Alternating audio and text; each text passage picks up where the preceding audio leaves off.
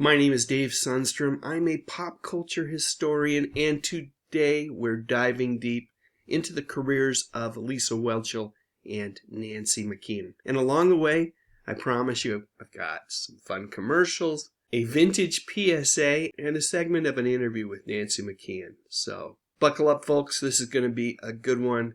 And remember, the facts of life, they're all about you. Wednesday, it's a Veterans Day salute. We honor you. On Real People. Then the naked truth is revealed on the girls' night out as Mrs. G puckers up on Facts of Life. Then Alex is jumping and about to crash. You're completely out of control. Could he be hooked on drugs? Family ties. Real People, be there Wednesday. When the Facts of Life debuted on NBC way back in 1979, I almost immediately knew that there was something special about Lisa Whelchel and her character Blair Warner on that show. Despite the fact that the show had an overabundance of main characters, something that they would rectify in later seasons, Lisa just stood apart from the rest. Anyone remember this character from the first season of The Facts of Life? Yep, that's Molly Ringwald, who played a character with the same first name. Unfortunately, Molly was one of the characters who was given the axe when the producers of the show decided to narrow its focus. From season 2 going forward, the winning combination of characters was, clockwise from the top, Blair, Mrs. Garrett, Joe, Tootie, and Natalie. So successful was this combination that the series ran for 9 seasons on NBC. And they had plans to renew it for a 10th season, but some of the actresses didn't want to continue with the show. Anyway, during those 9 seasons, the network also aired 2 television movies, The Facts of Life Goes to Paris and The Facts of Life Down Under. Arguably, you could say that this show became more popular than the show that it spun off from, Different Strokes, but truthfully, The Facts of Life isn't where I first remember seeing Lisa Whelchel. Here's where I first saw Lisa on TV. Yep, after Annette, but long before Christina, Justin, and Brittany were Mouseketeers, Lisa was a member of the new Mickey Mouse Club. And you know what? I've got to say that she did those mouse ears proud. According to Whelchel herself, she was a last-minute addition to the cast, and because of that, when she was added, another potential Mouseketeer was let go. Any ideas who that unfortunate soul was? Well, don't feel too bad for her, folks, because we're talking about the Queen of Grunge, Courtney Love, who not only went on to have a huge impact on the world of music, but also ended up having a pretty darn decent career as an actress as well. Anyway, getting back to Lisa, by the early 80s, this gal was a huge star. How do I know that? Well, because she passed the Dynamite magazine test. Yep, my #1 litmus test for success. Here she is on the cover of my favorite magazine when I was in junior high. In the article, Lisa talked about the show as well as the things that were most important to her, which included her strong religious convictions. She credits that faith as one of the reasons that she decided to release a pop music album in 1984 titled All Because of You. Not too long ago, while talking to MeTV, Lisa said that she never considered herself much of a singer, but that she really wanted to use that particular medium to communicate a message of positivity and hope to teenage kids. Lisa's religious beliefs also played into her decision to not appear in an episode of The Facts of Life where one of the characters loses her virginity. That episode of the show, titled The First Time, is the only time I believe that Lisa didn't appear in the show. After The Facts of Life wound down and eventually came to an end, Lisa continued to find work, but as time went on, it became clear that appearing in TV and movies was no longer her top priority. So what happened? Where did Lisa go? Well, if we're going to tell that story, this is probably a good place to start. In the summer of 1988, Lisa married her pastor. Yep, the feller's name is Stephen Cobble, and he was the associate pastor tending to the congregation at the Church of the Way in Van Nuys, California, where Lisa attended. I've got to believe that this relationship even further cemented in Lisa's mind that she needn't be part of the entertainment industry's cattle call. Her marriage to Stephen helped her prioritize the things that were really important to her. I love this quote that can be found on Lisa's personal website where she says, "I left show business to be a stay-at-home wife and mother, and that has been my favorite role yet." How cool is that? No regrets, nothing but positivity from this amazing lady. Lisa is also a certified life coach and currently interacts with clients through Zoom meetings on a weekly basis. I guess I shouldn't be surprised that Lisa would choose to do something like this. Throughout her career and beyond, Lisa has always seemed to be clear about what is truly important, and she seems to have never wavered when making life's critical decisions. In 2012, Lisa joined the cast of Survivor for its 25th season, where she made it to the final tribal council and was voted the Sprint Player of the Season by fans, which earned her a cool $100,000. She also contracted with the West Nile virus and was unable to work for a year, so I'm guessing the winnings probably came in handy during that time.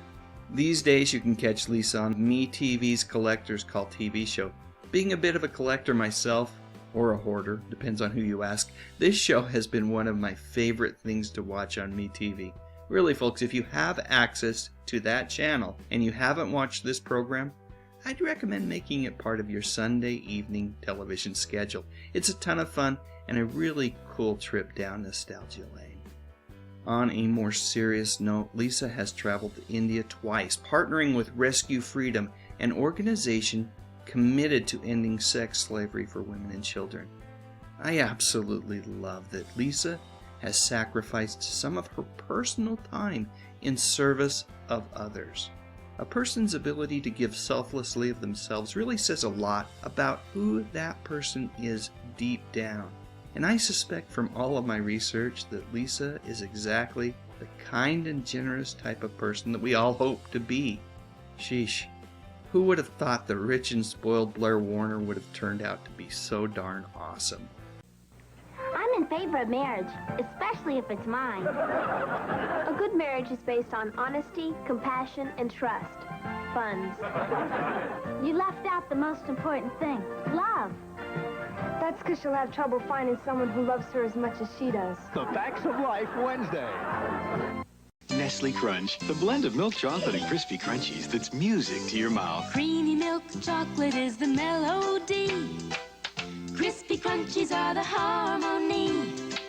The two together are music to munch. Let's hum a few bars of Nestle Crunch. Toe tap and tantalize and happy feeling appetizing. Nestle Crunch is music, sweet music to your mouth. Wednesday, Real People takes a look at the shape the world is in, and it's in pretty good shape. Then, Here comes Crazy Legs Jackson. Arnold tackles the gridiron. Annihilate. Different strokes. Then, Tootie faces a crisis. I'm black. No kidding. Facts of Life, following Real People in Different Strokes, Wednesday. Today, I am going to share a pretty darn scary story involving actress Nancy McKeon. But before I do that, let me just talk for a minute about Nancy's career.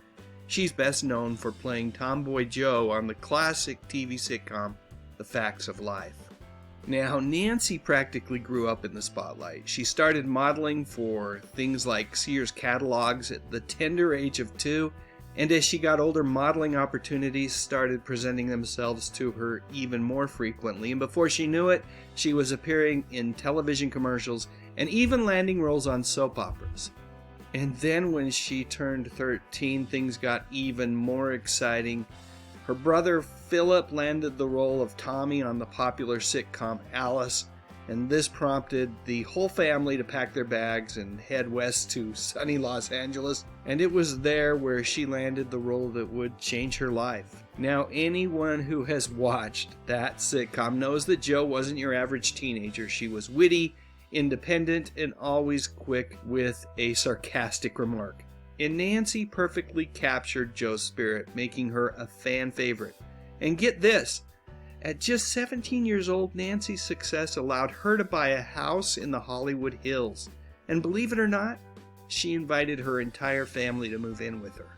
Now, you're probably thinking what I'm thinking. I'm not sure that that is what I would do if I bought a new house, even at that young age. But Nancy also shared this. She said, "I hardly ever saw them. As a matter of fact, I'd go home and no one's ever there, and I'm always thinking, where is everybody? You know, here I am in this giant house, still sitting at a kitchen table, eating soup by myself. While Nancy's home life might have been a little bit quieter than she had expected, things were certainly lively on the set of The Facts of Life. Nancy and her co-stars Lisa Whelchel, Mindy Cohn, and Kim Fields formed a really strong bond, even though there were at times moments when they all had to tread a bit lightly with each other. After 6 seasons of working on the show, Nancy said this: "You learn to know when someone's in a bad mood. You leave them alone, or you try to make them laugh or do something to really annoy them further." That sounds like something Joe would say. Alright, enough beating around the bush. Let's get to the reason why you clicked on this video. Unfortunately, not all fan interactions over the years have been positive.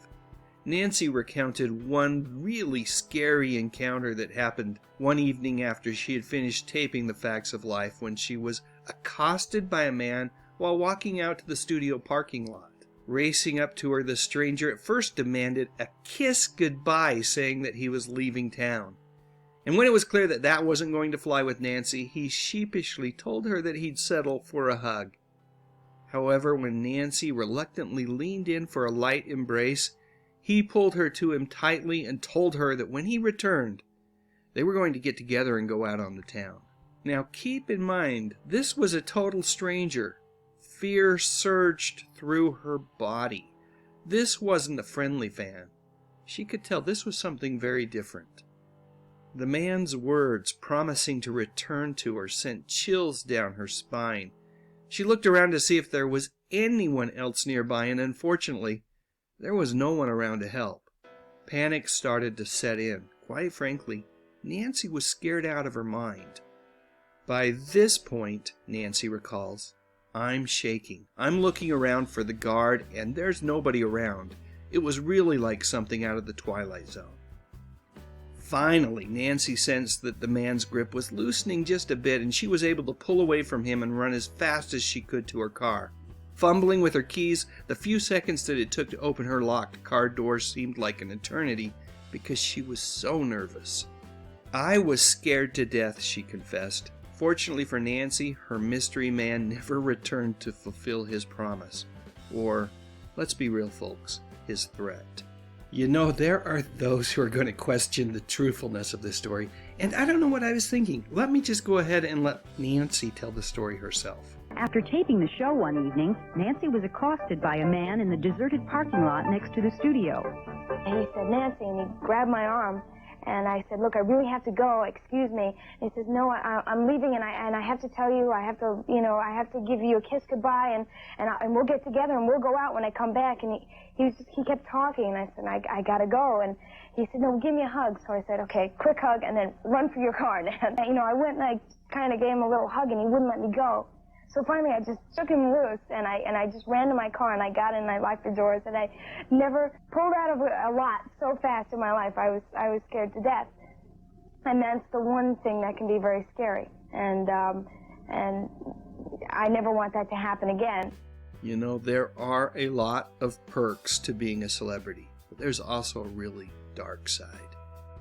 Supporting channel member Scott Smith, also known as Synth Music World here on YouTube, who's had access to this video for a couple of days now, said this about Nancy's experience.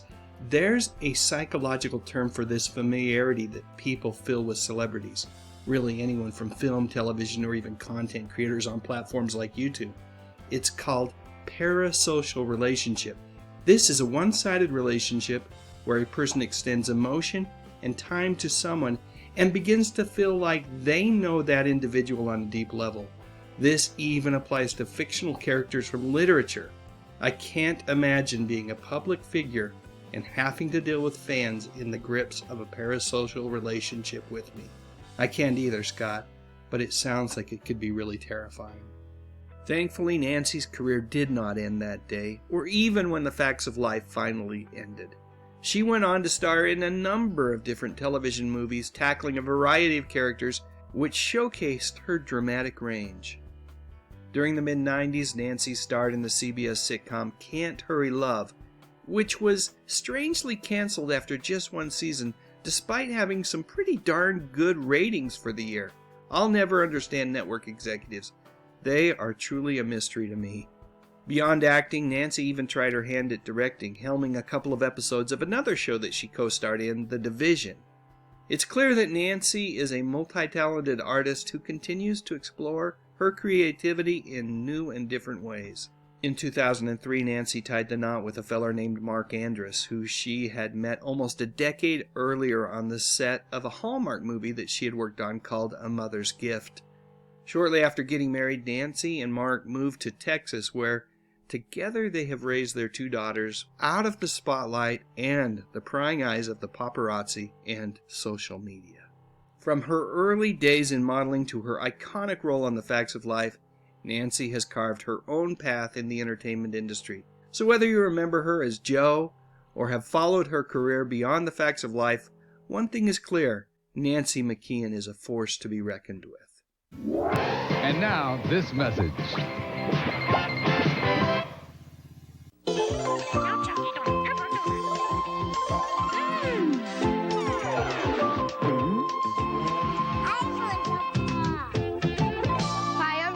And I'll be right back with one to grow on.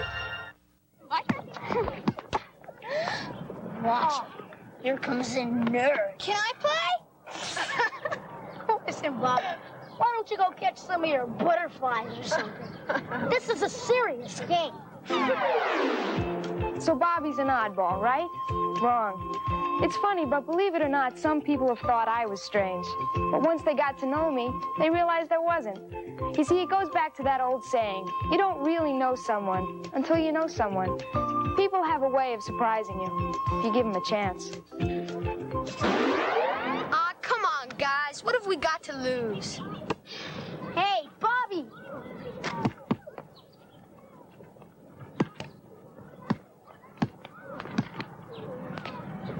Hey! I didn't know I could shoot like that.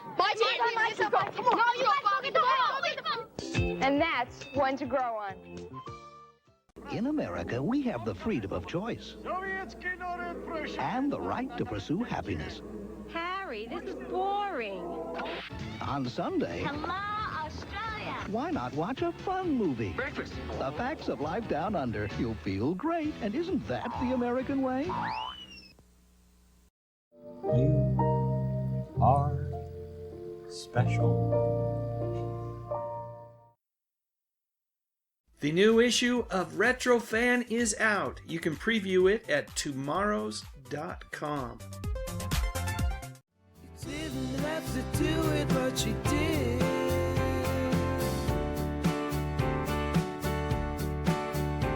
So thank you very much for your support, for your support, for your support.